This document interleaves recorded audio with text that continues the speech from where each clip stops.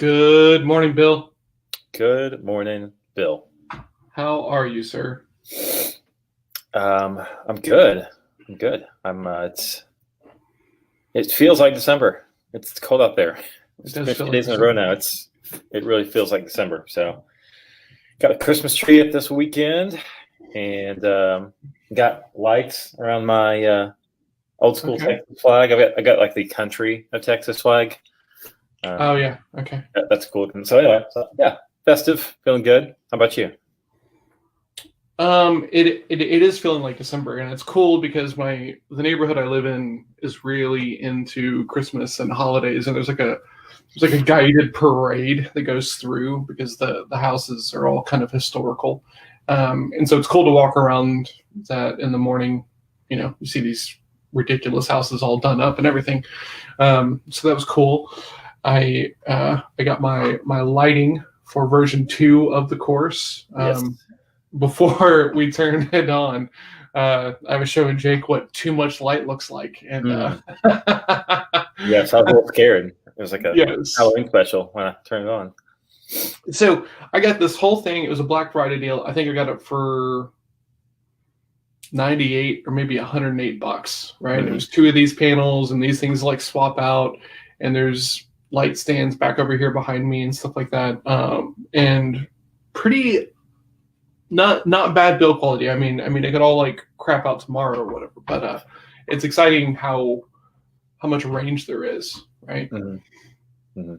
Yeah, totally. Good Morning, morning, guys. Gabriel. Good morning, Mike. Good morning, Michelle. It's good to see you all. Well, You all. yeah. We met last night, actually, speaking of lights, and drove down to one of the spots in North Richmond Hills that is one of the neighborhoods that gets on all the lists every year, the D Oh yeah. magazine and stuff like that. So I went with James and his little Rugrats, and Nice. yeah, it was fun. We drove around, looked at lights for about an hour, had the little Raisin Canes, and then ate in the parking lot. So it was good. That was fun. What are your thoughts on Raising Cane's? Is it the premium chicken tender establishment for you? No, Chick-fil-A. I don't consider Chick-fil-A a chicken tender place, though. I think of Chick-fil-A as a chicken sandwich place. Yeah, but they make tenders and they're really good. Actually, if I were just to go someplace and be like, I want chicken tenders, I'd probably get Chicken Express. Okay. I love Chicken Express. Yeah. So that's mine. I used to a lot more when I was younger. The past handful of times or so that I've eaten it, it's kind of messed me up a little bit. We had this one. That's what Cane's does to me. Cane's really? my stomach. Yeah, it's greasy. So I'll tell you what, though, we have this new one here in Fort Worth called Cook Shack, and it's like this like Louis like Nashville hot style thing, but you can get the not hot, which it is a blow to the ego a little bit. I want the not hot ones, right? Because that's what they call it. Oh, awesome. And they're like these like huge strips, and it's some of the best chicken I've had, honestly. I think I have been there now. Now that you say that, Cook Shack. Yeah. So it's funny. Huh? What's that? Over on University. Yeah. Mm-hmm. It's really good, actually. I've only been there once, and that's why they have like some ridiculously hot one, like that's stupid hot. Yeah, right? I think there's one that's like hot AF or something like that, or some kind of. It's cool. Stupid hot. So I went with the one time I went with James and Eric, who used to work with us full time, and he got the hot AF, and I just smelled it. I didn't even try it. And I was like, oh God! And he ate it. But I like the spicy. The spicy doesn't bother my stomach. It's funny. It's the grease the chicken is just soaked in. So yeah, it's funny. So I still do hot, but I think with age you do have to step back a little bit on the hot. So I've definitely had to do that a little bit. Yeah, I wasn't ever that guy who got like ego pushes off of like eating like very like spicy food. So food. That's not me, man. It hits to a point to where you don't even taste the food anymore, and it's just how much punishment can you endure? Right. Yeah. Now you did that with Kung Fu instead. Yeah. Yeah, let's just take the fists. Oh man. All right. So anything exciting over the weekend other than the stuff we've already talked about? Yeah, I mean, probably not because it was pretty chill. Yeah. Christmas lights. Yeah, no, it's pretty chill weekend. You? The same. I got my Quirk shirt. Oh yeah. I saw a thing talking about free shirts, and I love swaggy t-shirts. I don't know why. No. I have a drawer full of them. I have this drawer of what we call around the house shirts, right? And these are shirts that I wear when I'm just lounging around the house. And since we're in the middle of this pandemic, it's kind of every day. It's every day now. Yeah, exactly. And I have the amount of shirts in this drawer is excessive to the point to where I have to roll them to fit them all into there. Mm-hmm. And about twice a year, Melissa comes through and she's like, "You ready to get rid of any of these?" Mm-hmm. Because like it wasn't even that long ago that I still had shirts from Razoo's, which is the restaurant that I was working at whenever I met Melissa. Holy cow. Yeah, like I just hold on to these shirts. Like I think the oldest shirt I have in there right now is maybe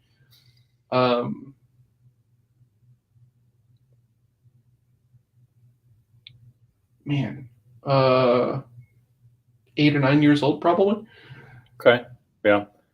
And they just get rotated through. But then again, like this shirt is like 3 or 4 years old, so I don't burn through shirts. I think like when you have a bunch of them, you don't wear them as often, right? So they last longer. I do the thing where I have a drawer full as well, but it's full, and so. But I don't wear them that often, and then mostly wear them as undershirts or just kind of around the house, like you said. And so I'm getting to the point. I do this with all my clothes, with my shoes, with my. Basically, if I find one I like, I have to get rid of one to bring one in, because if I fill my area and the area is full, it's like, well, the area is full. There's no more room. It means one's got to exit for another one to come in. So that's why I keep one ahead of my hoarding of certain items. So it's funny that we've been living here for a year and some change, right? And so Melissa's big goal is to make sure that whenever we move out of here in June or July, we have less stuff than we moved in with. And so she's been busting her ass, like reading all these books and like, okay, I'm not going to read this again. Let's get rid of it. I am going to keep it, and just like trying to do everything.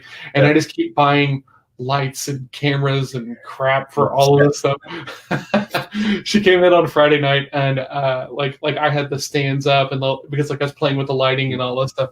And she goes, "Yeah, so much for leaving with less, huh?" And then just walked out. It's like, right. So much for that. So much for that. Yeah, exactly. Because I'm the one with all the books. Yes. It's okay. You're American. You can just get a bigger house and fill it with more stuff. It'll be fine.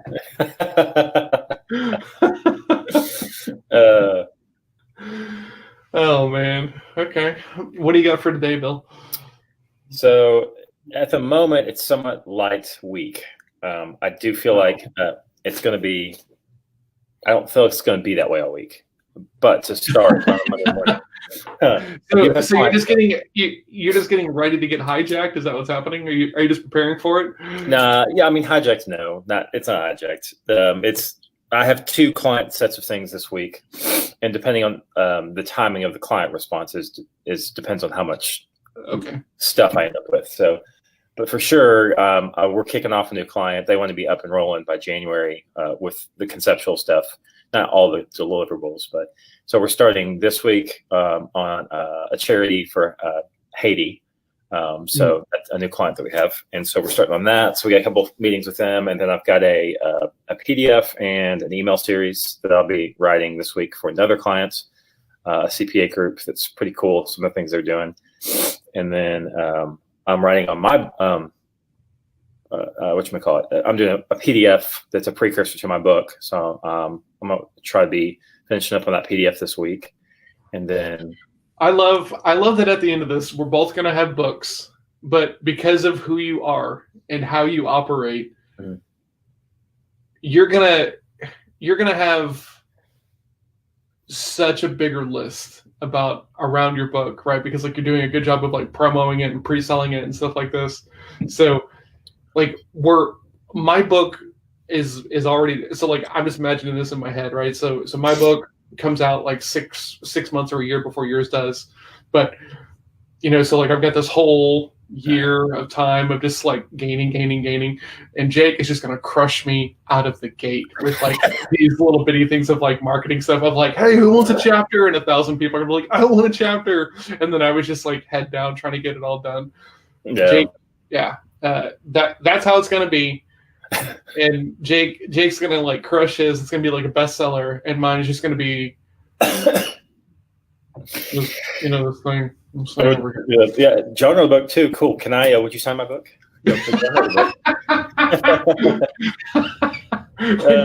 When Jake is on the stage, I'm gonna be the opening act, and I'm gonna be like, "Yo, check out my merch table. Check out my merch table. It's in the back, guys." Just like every live show, Jake is the headliner. I'm the opening act, and I'm just trying to hawk merch in the back. Don't worry, we'll have your brick background for you. Don't worry, it'll be good. Oh man, that's the best. That makes me ridiculously happy for some reason. I don't know why. I can tell. I love that. You're like, I don't care as long as I get to teach sales. Sell your book. Just give me the salespeople. Oh man, that's so funny. Okay, so I'm trying to learn from people who have really crushed it with a book on the pre-sale side. So, I mean, you say that jokingly, but like I really do want to know how people. And you're right. You mentioned like give a chapter away a month before it comes out. Get an email list started, like a pre-sale list, like all those different things. So yeah, and then I'll sell merch around the book. Because the whole point is to obviously share a concept, but then make sure people remember it. And merch is great to do that. Mike is finally figuring out our play here, right? This whole thing. That's right. It's just a merch play, right? Soon, Mike, we're going to BIL. Coming December 26th, get your Morning BIL shirt. Morning BIL hats, Morning BIL shirts. How would you like a Morning BIL journal? How would you like some Morning BIL branded headphones so that way you can meditate?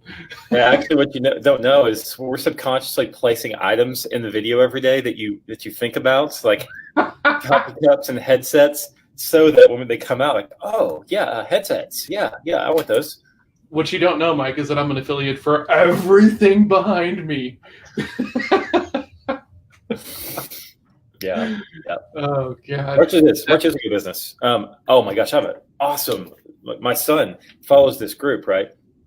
Actually, a couple of them now, but like one of them is it's a complete parody, but they play it straight. They never crack. That birds are not real.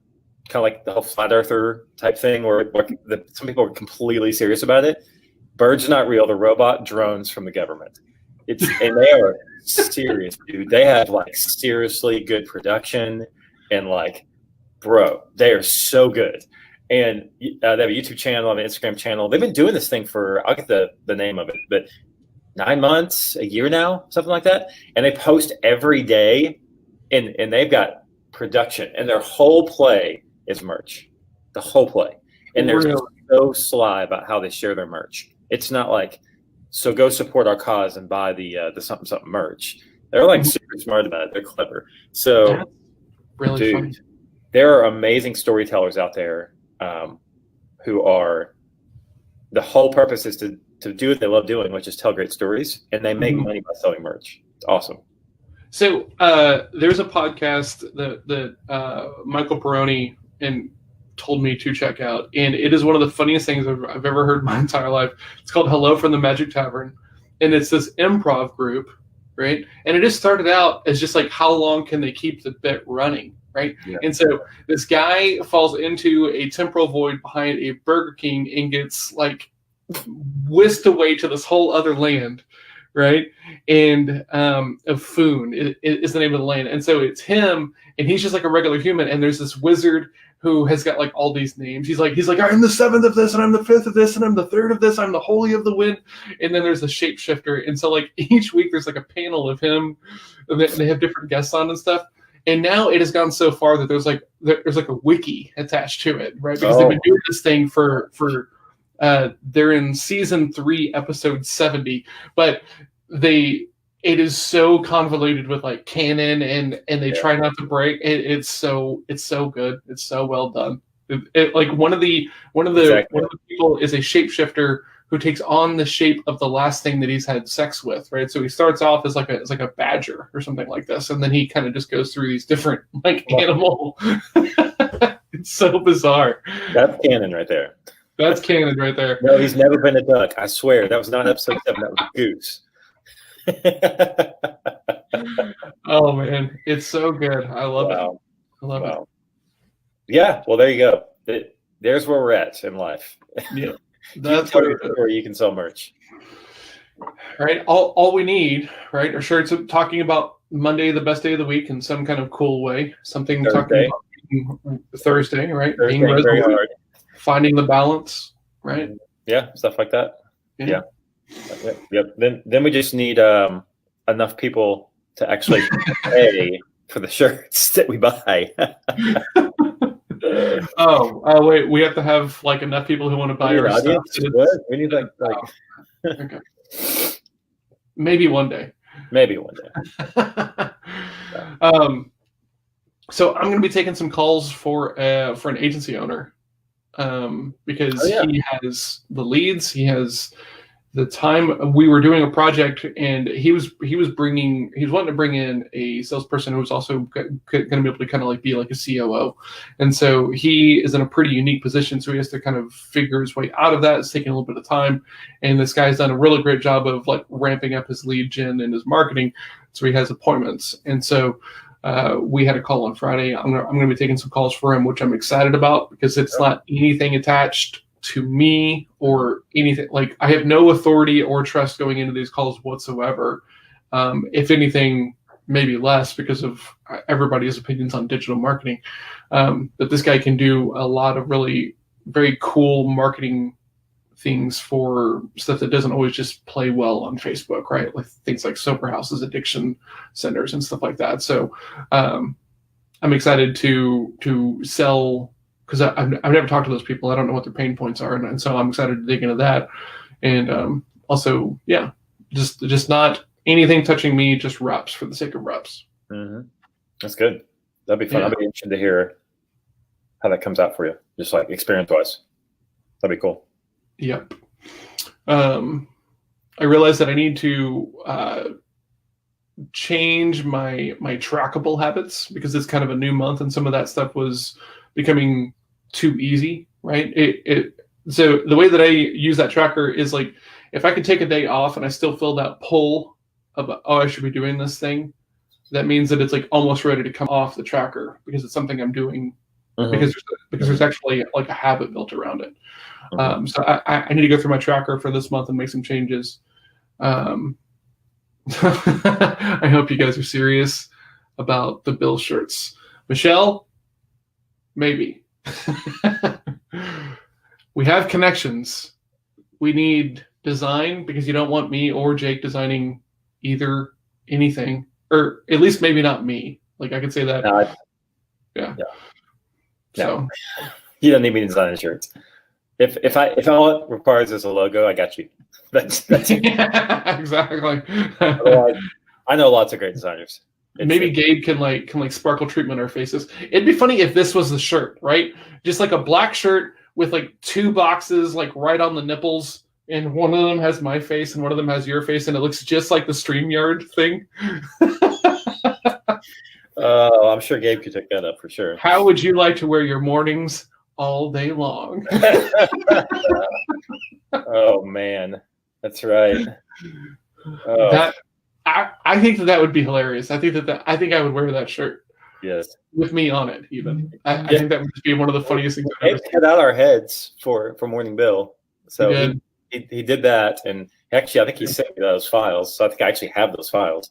Yes, Gabe did some amazing things for us, but because we're cheap idiots, we're not at the pay level that we can use the things that Gabe has we're not monetizing this thing right now. We're just two idiots in the morning, like talking about our day. So we're not paying for anything.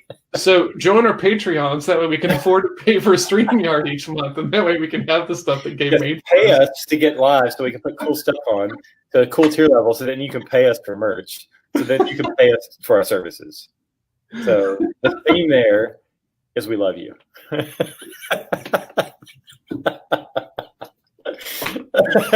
Wow. Oh my God. That was so awesome. Maybe we should have a other dimension show. That might be more fun. Oh man, that was funny. But not in 2021. The year of 2021 is the year of no.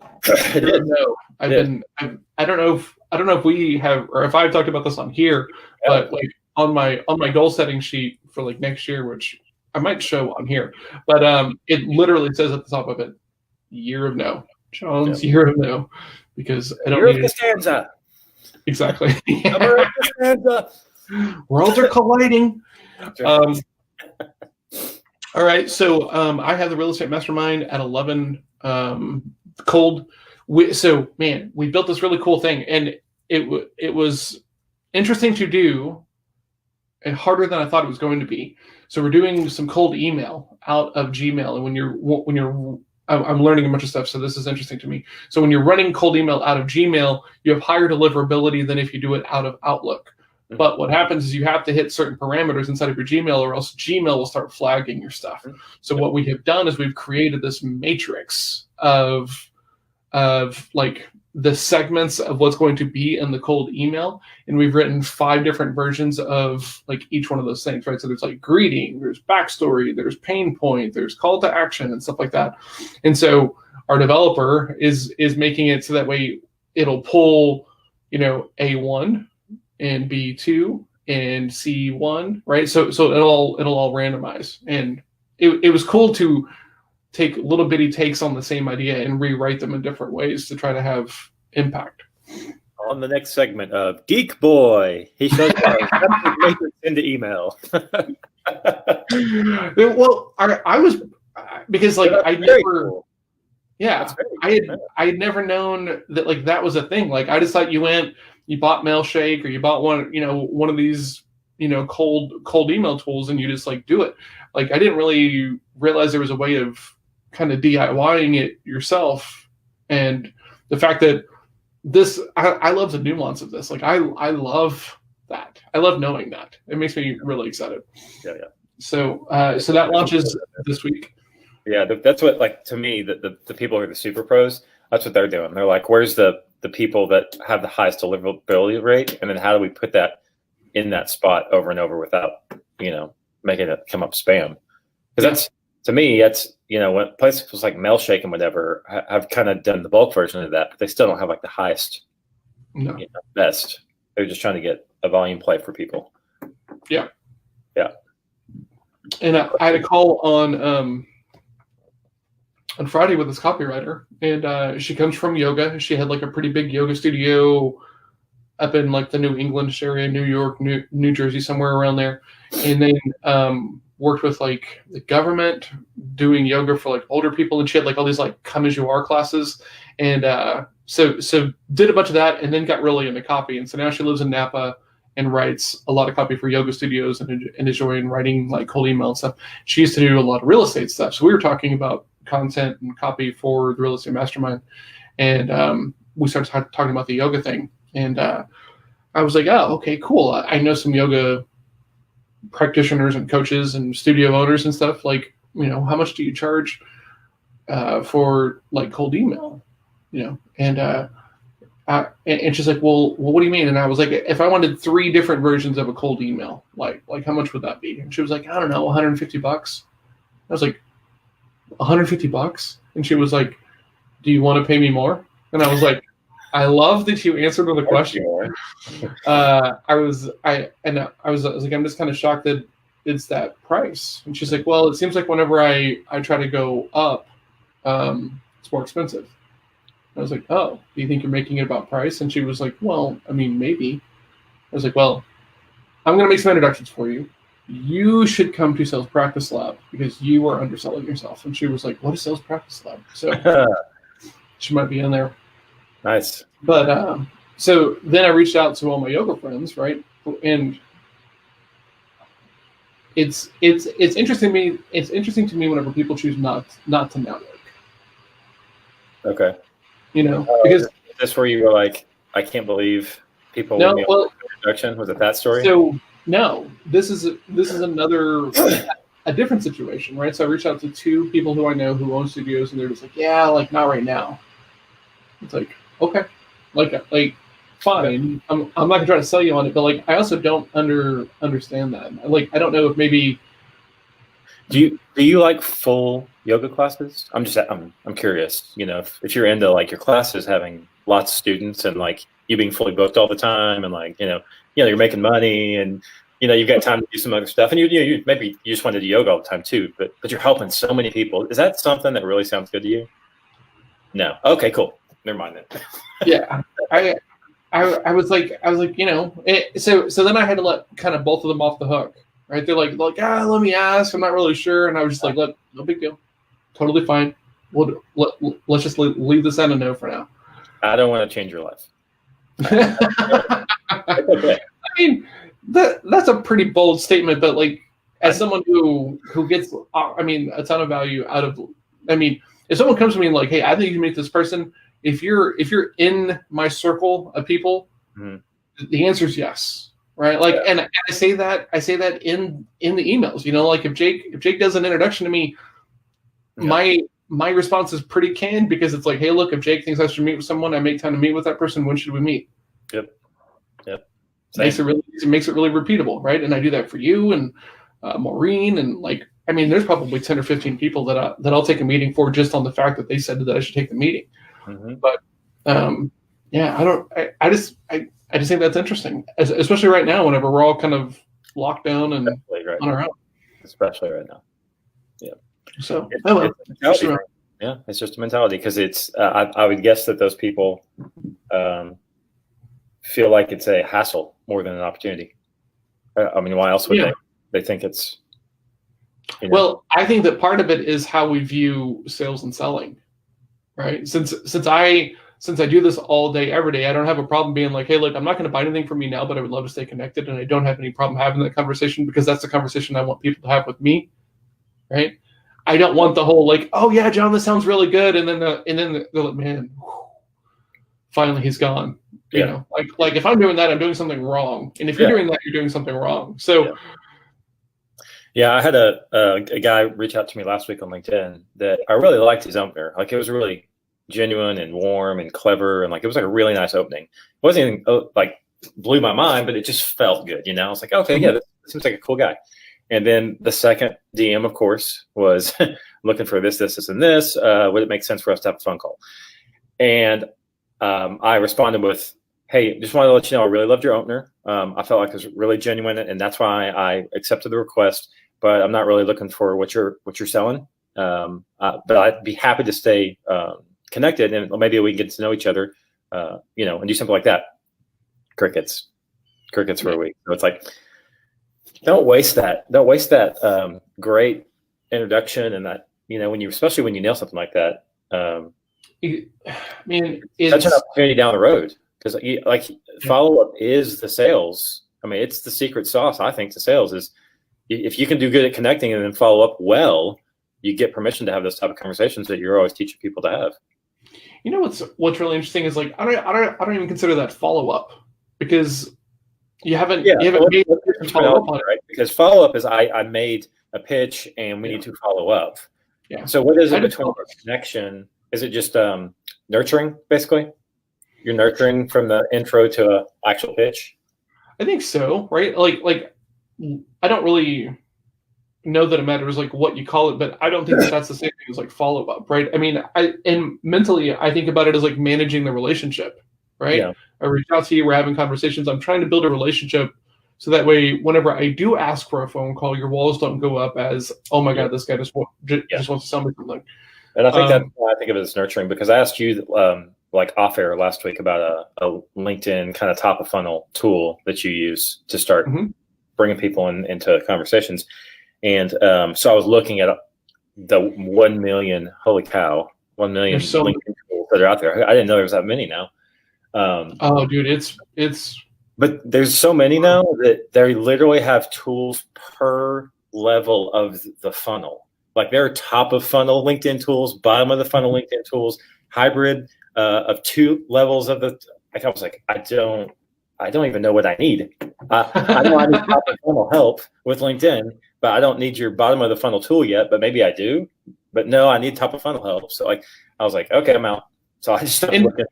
And isn't that crazy, right? That you have that moment of, oh, there's more to this than I thought, and I don't even know what I need, right? Which all that is supposed to do is just create like a mental gap, so that way you go marketing and looking for more of that stuff, and then because you saw this on one website first, you're gonna keep getting, results and stuff like this that like mirror that, and then all of a sudden you find yourself under the weight of like, oh my God, I got to have this top of funnel tool. And 2 weeks ago, you didn't even know that it was there. You didn't even know that it was a thing that existed. It's insane. It is. And bad retargeting and bad personalization will just keep feeding me the same message over and over.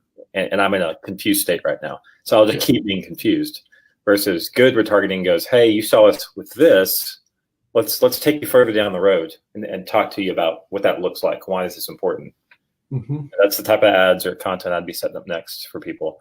I download it though, because people just aren't very good at retargeting. Man, yeah, the great thing about like automation is you don't have to be present for some of the stuff that it's going to be very low equity, right? Like reach outs, prospecting, all this stuff is going to be very low equity returns. So if you can get someone else to do it or software to do it, ideally, then you can scale yourself a lot more than that. But it doesn't absolve you from like never having to be present in the thing, because I send a message to every request I get on LinkedIn, because I know that for most people that's going to kick me out of their like automation sequence, and I just want to be out of it. Yep. Right. So if you're not going to like actually like follow up and respond to my thing, I don't feel bad about like shutting down your funnel, because you're not even trying to like manage a relationship with me. You just want to like sell me your stuff. Yeah. And the part of the automation that I actually really want to do is I want like a tool to go, visit people's profile pages, or like show up in their comments, do different things like that, so that they see my face and my name and go visit my profile and reach out ideally. But then on top of that, if I do get an opportunity, like I know if I go make a comment on somebody else's post, I would like a tool to go, oh, he commented on this person's wall. Now go visit their page. Now go put a like on something. Now go like show activity, like stalk around stuff, so that when I reach out, oh, I know this person. That makes sense. I know who this. I kind of know who this person is. But even that gets done these days in a way that, right? Because I don't. Instagram's the worst about it. I got 11 likes on a post, or 11 likes from a person on 11 different posts this weekend. Just all at once, yeah. And there was the most random posts from like a year and a half ago. I had a like from this person, and then one from yesterday. I'm like, bot, got it. Yep. Yeah, I kind of know whenever I'm about to get a DM sales pitch, right? Because like a new request will go through, and then all of a sudden, this person likes Sales Throwdown, this person likes Morning Bill, this person likes this post, this person wants to join your group, and it's like you can almost set your clock by it, and it's as bad, if not a little bit different, on LinkedIn. I mean, it's the same process, right? When it doesn't have to be that way. Like you shouldn't have to go rattle someone's like personal social media to get back into the business discussion. You just didn't frame it well. You didn't set good agreements, and you probably applied too much pressure because you're trying to get your needs met. So of course it's going to be very hard to get that person back on the phone because they've already made up their mind about you. Yep. Autopilot. Yep. It's so easy. That's how you make millions, right? Well, it's auto, you're good. It's also a really great way to just get ignored. Yeah, for sure. And disliked. Disliked, for sure. Absolutely. Yeah. It doesn't help you in the sales process when people haven't even talked to you yet and they don't like you. Yeah. And the flip side of that coin, right? As illustrated in the Sherpa sales course, which is ready. Like this week is done. It's ready. So it's going to start having people in it, and I'm excited about that. How are we 34 minutes into this and I'm just not bringing that up? Is that like you cannot strive to be liked, because when you strive to be liked, you're doing all the things that everybody hates about salespeople, that you're fake and inauthentic and everything else like this. So you just have to strive to be trusted, right? And some people do this in a couple of different ways, right? The very first way, and this is kind of a gimmicky way, is you find something to like take kind of like an absurd stand on, you know? So like you're small talking something and you're like, well, do you like whiz or cheese on your Philly steak sandwiches, right? And then you pick the one that's like less popular, so that way it looks like you think for yourself. You know, I'm sure that works on some levels, but it's just like, why don't you just? It's attention. That's all it is. It's just attention. Yeah. And it's this kind of weird, like NLP-ish, like weird thing. You know, I think it works obviously, but I think that there's better ways of doing it, so that way you're not just like potentially opening a hole to fall into for the rest of the conversation. Well, I think I was telling you on Friday, there's a guy who does the opposite of all the morning people. He's like, don't stop doing self-care in the morning. Like that's his big hot take, right? So now he actually looks like that's what he does with his self, you know, so it's true also. But like that's a really good example of everyone says get up and meditate and exercise, blah, blah, blah. So he's saying, don't do that. So guess what? It got my attention. Yeah. You can create a market just by being the inverse, right? Because like there is a market that's over there. Right, the contrarian stand out. Just this. So All right, Bill. All right, Bill. Dude, this was epic today. Yeah. This was a good Monday. Yeah. Epic work done too, right? What's that? Hopefully we can get some epic work done today too. Yes, I've got my deep work session. How did I do that? I gotta fix that. I got my deep work session, and then mastermind, and then probably 2 hours of private coaching this afternoon. So cool. Awesome. All right, man. All right. You gonna need any help today? I don't think so. Okay. I'll let you know if I do then. Awesome, man. Please do. All right. Thank you, Michelle. Thank you, Mike. Thank you, Gabe. You guys are the best. Appreciate you being here, and we'll see